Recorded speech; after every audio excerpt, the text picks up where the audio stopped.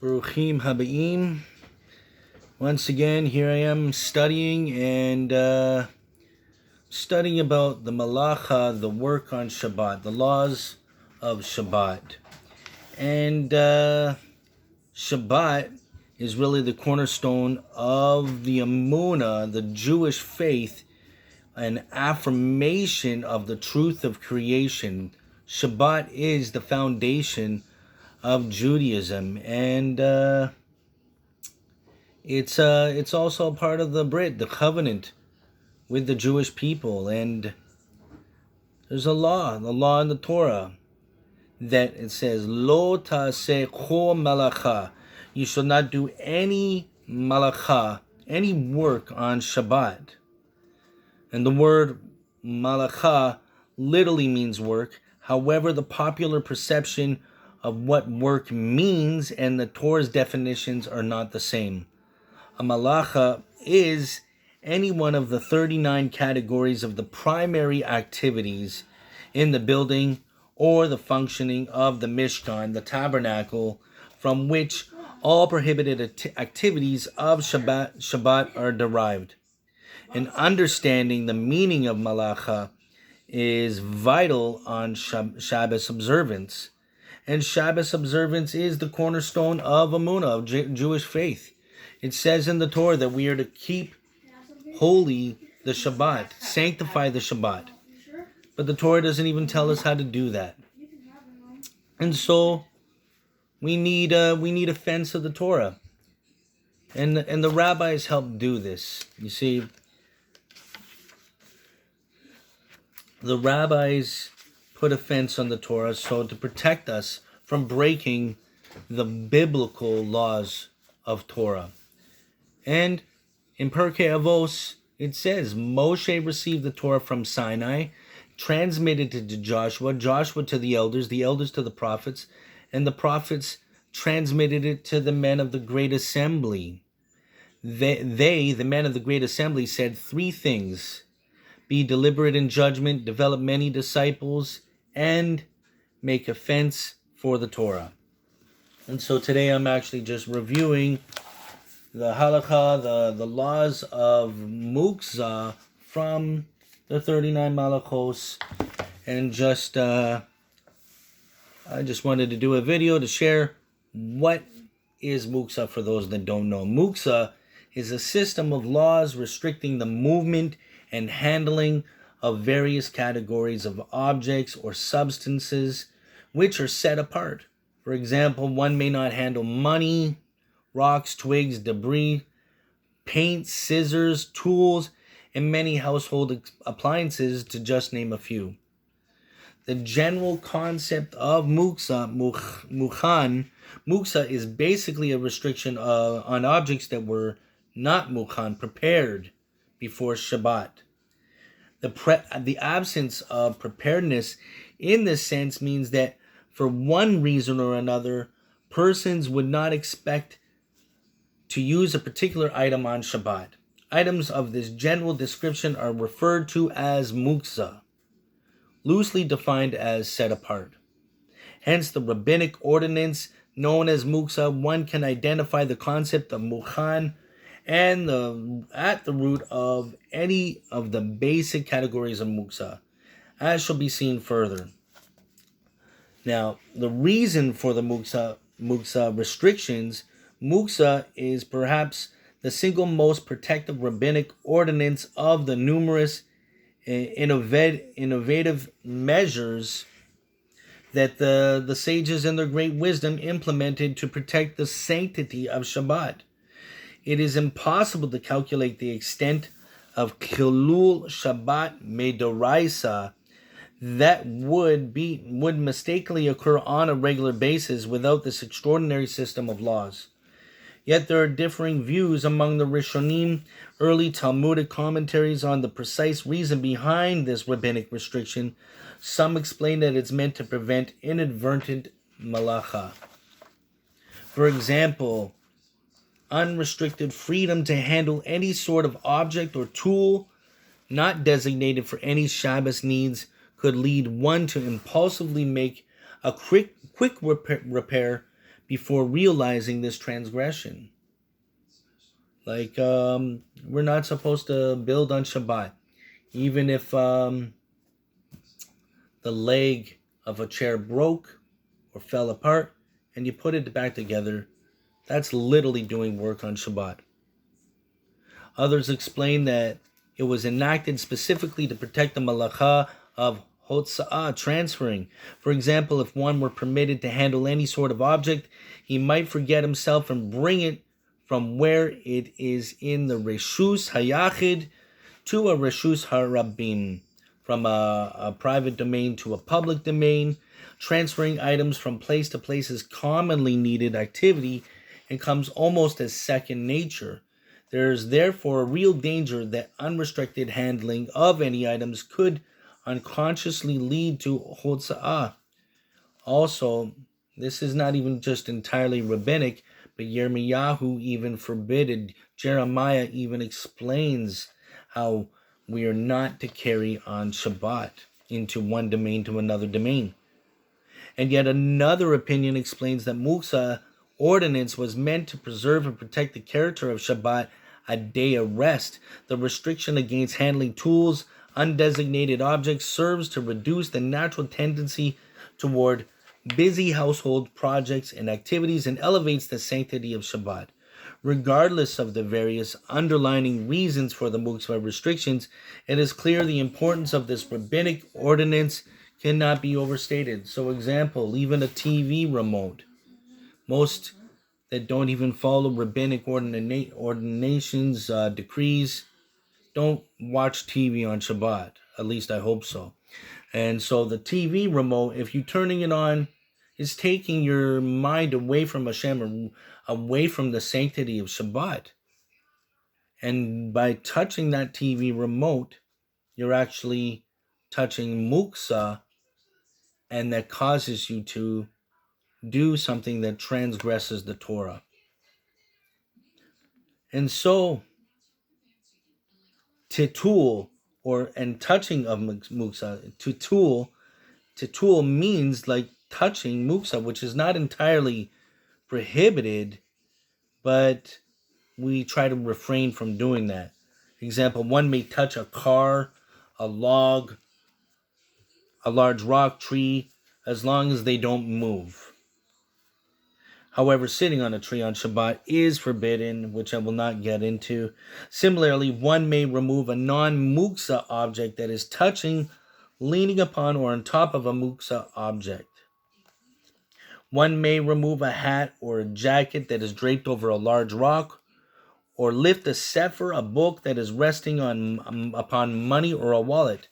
It's forbidden to spend money on Shabbat. So even money, a dollar bill, the wallet is Muktza. We should not touch it in case it leads us to maybe a guest comes over and you owe money and you're transferring money, you're doing business, or even, I don't know, if you go way out of your way to go buy a coffee or something. This is forbidden on Shabbat. One may sit or place a non-Muktza objects upon a log or large rock, even though the log and rock are Muktza. The permissibility of placing things upon a Muktza items does not apply to trees and animals. Placing items on an object constitutes halachic use of the item. Trees and animals are restricted from any use under additional rabbinic ordinance known as shemush. However, if touching it will inevitably cause the Muktza object to move, then touching the Muktza item would be forbidden. The act of touching it would then be the equivalent to moving it. One may not touch a dollar bill or hanging fixture because even a light touch is likely to cause these items to move. Permissible modes of tool. Not every manner of moving and handling a Muktza object is necessarily prohibited. Certain backhanded methods of movement are permitted. Example, one may kick a Muktza item out of the way for the purpose of protecting it, and other purposes from damage or loss, tools, papers, coins, a container of toxic substance. One may handle and carry a jacket containing money left unintentionally in its pouch, like design pocket, even though moving and going about with the jacket ultimately moves the money as well. However, one may not wear the jacket or any garment containing money for fear that he may inadvertently wear it outdoors in a reshus harabim, in a public domain, where it is forbidden to carry. The money may be shaken out, however, and the garment may be worn. There are principally two modes of tatul that can be permitted. Tatul min hatzad, indirect movement, and tatul kil achar yad, backhanded movement.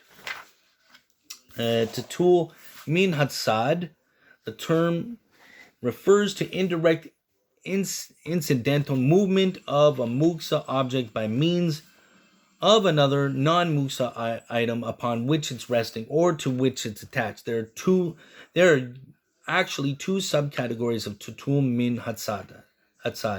Continuous tatul min hatzad and niyur, shaking off.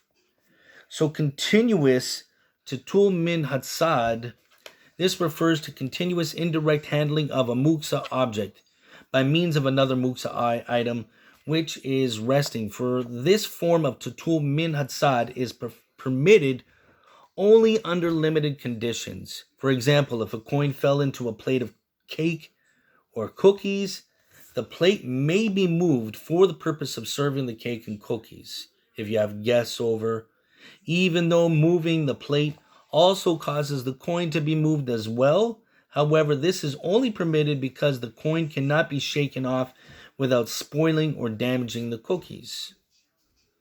A vital condition to the principle of tatul min hatzad is as follows.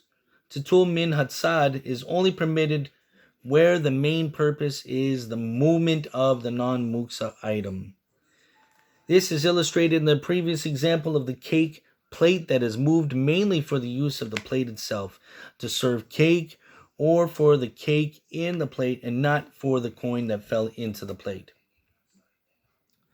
This condition is known as tatul min hatzad letzorech davar hamutar, meaning indirect movement for the use of permissible non-muktza item.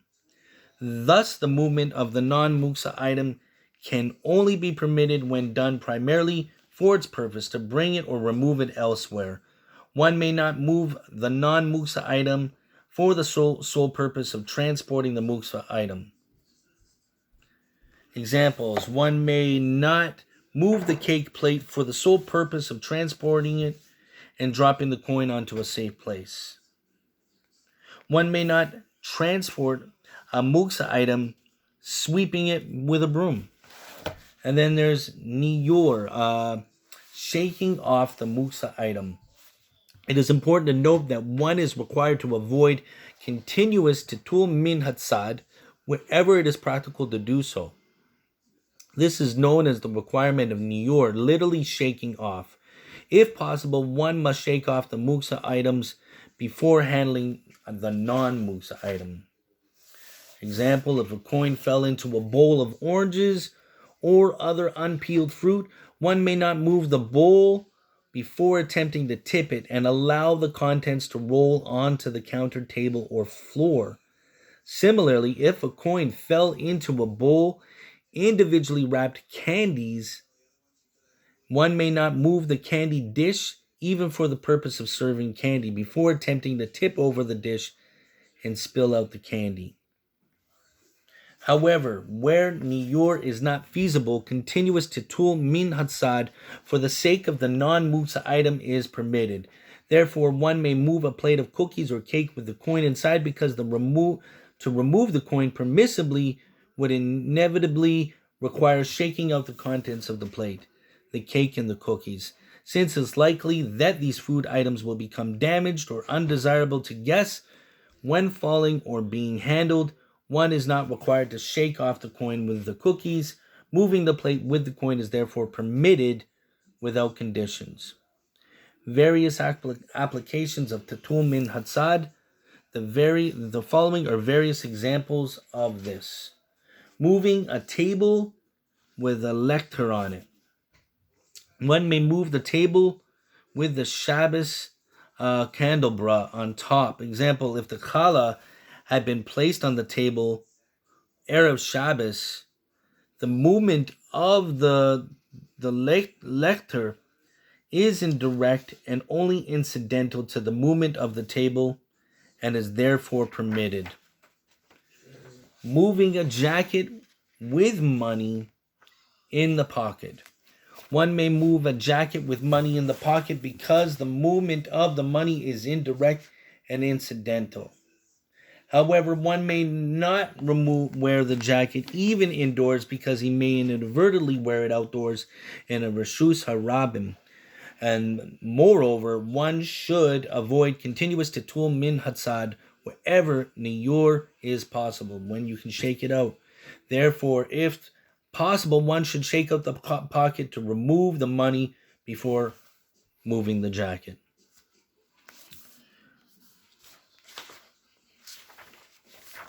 And so, moving Muktza item or fragile appliance left on a couch, bed, or chair. If a Muktza item, example, wallet, checkbook, software disk, blank stationery, etc., was mistakenly left on the couch or a bed, just like a TV remote, and one wishes to use the couch or bed, he may shake off the Muktza item and therefore allow it to fall to the floor. If the bed is needed for guests and allowing the Muktza item to fall will cause it to become damaged, some kind of fragile instrument, one may rely upon the poskim who would permit one to carry it to a safe place by means of the couch, pillow, or bed sheet. Pulling a garment, a jacket, shirt from beneath the Muktza items. If the Muktza item is stationary, pen, wallet, were unintentionally left up top of the garment may be pulled from beneath the Muktza items. House keys on a ring with Muktza car keys. One may grasp the Muktza house key or the key ring, even though other keys on the key ring will also be carried along. However, one should try to remove the Muktza keys from the ring before Shabbos. And so that's a little bit of Muktza. If you guys enjoyed this little study, I'm just kind of studying myself, but I just thought I'd do a video in case others would like to learn or just hear about it. And so if you like this, I can do part 2 with Tetul Kil Akar Yad, which refers to an awkward or abnormal mode of handling or moving an item. And then we can go through the Halacha if you enjoyed this video. And if not, I got my study on anyway. Have a good week, Shavua Tov, and have a good Shabbos.